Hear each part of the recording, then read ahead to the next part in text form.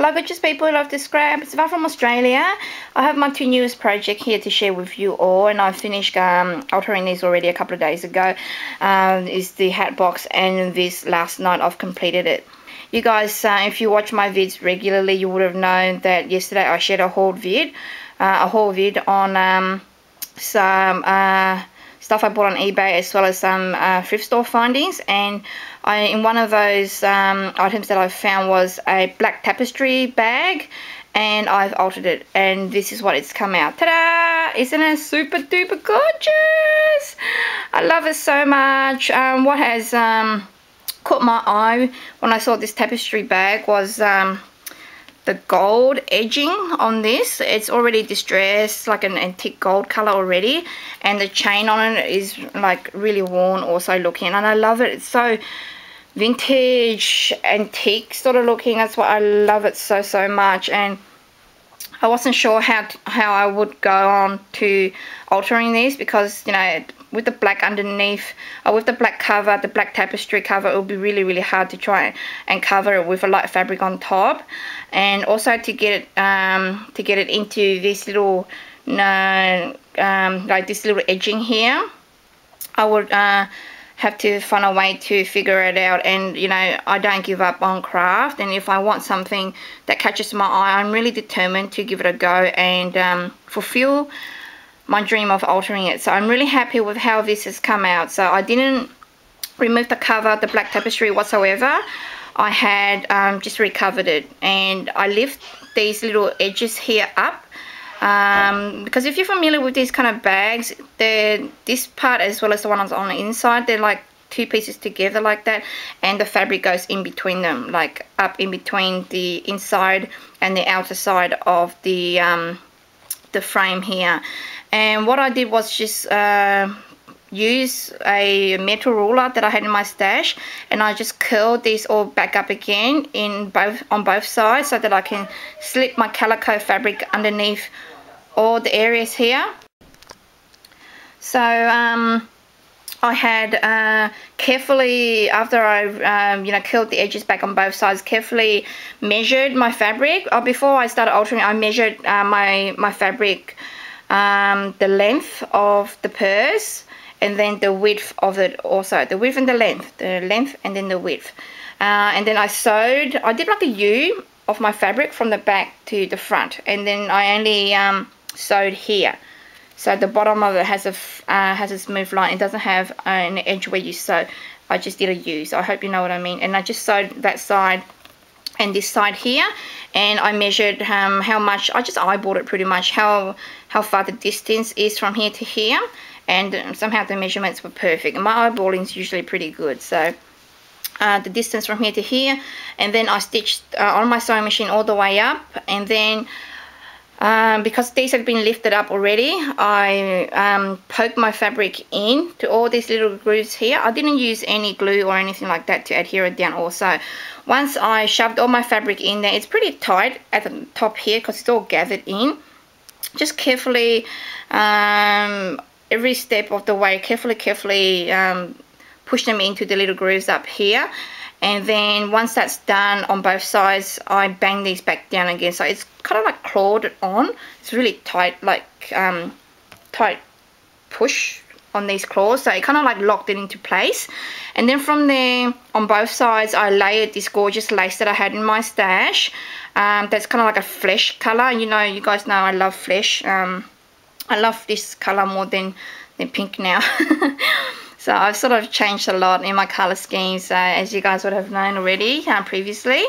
So this lace is only about that wide, and I've laid it 3 times. So one at the top there, I did glue a little bit on the side here and then pushed it in just to secure it, because I had cut it there and cut it there. If I didn't know that I was going to use this lace, I had already pushed these little clips down already before I had pushed the lace in. So you know, if I knew I was going to put the lace in, I would have left these like up first before I had pushed them down, and then I would have adhered the lace in with the fabric also. But you know, you never know these things. You can't plan. I don't plan, I just do them as I go. So I had adhered on both sides, one layer, 2 layers across the middle, and then the third layer down the bottom. But with the third layer, this particular lace has a scallop edge. With the third layer, I turn it upside down. So the other two layers went up this way with the scallops going up. But this last layer on the bottom, I turn it back the other way. So it had a flat edge there and a scallop on the bottom, because I wanted the scallop to show down the bottom here. And so I had done that on both sides of this bag. So that has a better view of the lace. So that's that side, really beautiful flesh coloured. And then from there, I went on to adhering the pearl trim, as you can see down the bottom here, the dangles. These beautiful dangles down the bottom that I purchased from an Australian store that sells beautiful dangles and pearls and stuff like that. So I had to adhere that straight on underneath my bag, underneath this lace here also. And then on top of that, I had layered this beautiful upholstery tassel that I purchased from Spotlight. Really beautiful on the top there also. And then from there, I had added my favorite image, which is the Paris lady that you guys have seen of Elise, I think that's her name, that I have shared my beautiful altered box with you guys previously a couple of days ago. I made these projects all matching my hat box, which is here, that I will share with you guys next, as well as this beautiful bag. I want them all matching for my craft room, so I've used this image again.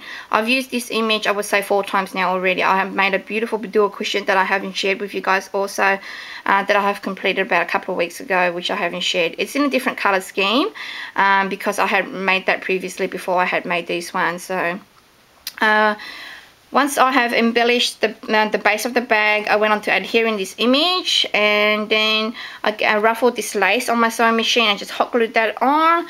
And then I went about making these beautiful flowers here on the side. This particular flower here is made out of three different kinds of fabric. These 2 fabrics here are in one of my other haul vids that I mentioned that I scored. This is the beautiful fabric that look like burlap, but it's not. It's a lot thinner. Let me zoom in. This fabric, there's a close-up of the flower. This fabric looks like burlap, but maybe a different version of burlap, but it holds its shape and its form really well. If you want it to bend or to mold in a particular direction, all you do is just press it in whatever direction you want it to be, and it just creases into that direction like that. It's really pliable, really beautiful to work with. In the center in here, I've added a beautiful muslin layer of fabric. This is from that baby's blanket that I said was 100% cotton. That's what I have used to make the center. Added a bling brad for my stash, and at the back here is a layer of the curtaining organza that I purchased from Spotlight. Made 2 more beautiful rosettes here. This one's been tea dyed, and also this one's been tea dyed. This one's tea dyed. This one has been sprayed with a mixture of antique linen and vintage photos, sorry. And that's my little flower arrangement there. And I just tied a little gorgeous bow down the bottom here, out of the same curtaining organza as on the flower here, and it's just so beautiful.